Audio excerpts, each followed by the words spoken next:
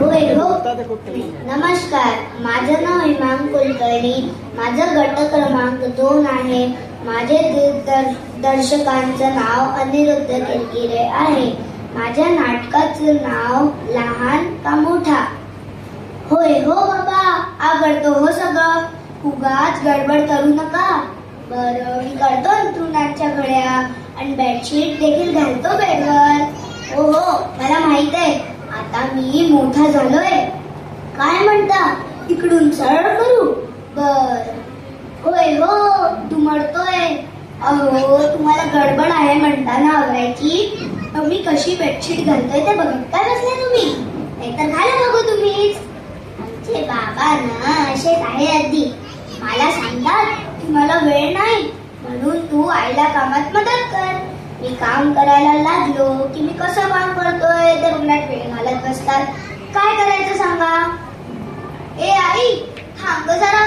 बाबांना सांग रवा आणायला. मी इथली आवराआवरी करतोय. त्यांनी सकाळपासून पेपर वाचण्याव्यतिरिक्त काही काम केले नाहीये. आणि हो, एक काम चांगलं केलंय. 2 मोठे कप चहा पिऊन झालाय.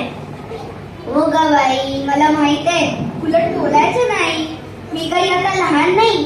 मला एवढं समजायला हवं वगैरे वगैरे. टेप नको सुरू करू. आणतो मी रवा नंतर. बाबा, काय म्हणता तुम्ही? तुम्ही तुमच्या आईला म्हणजे माझ्या आजीला कामात खूप मदत करायचा. आईचं सगळं ऐकायचा.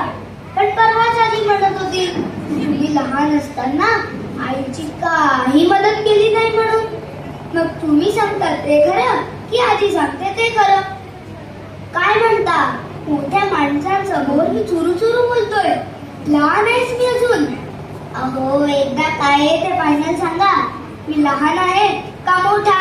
दर 2 मिनिटात तुमचे मत बदलतात. बरं, राहिलं. नाही बोलत आता काही. या मोठ्या माणसांचं काही समजत नाही. यांच्या मनात आलं की मी लहान तर लहान. यांना वाटलं की मी मोठा झालो तर मोठा.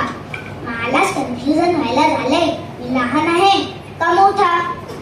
अरे, परवाचीच गंमत सांगतो मी तुम्हाला. आई आणि आजी काहीतरी बोलत होत्या हळूहळू.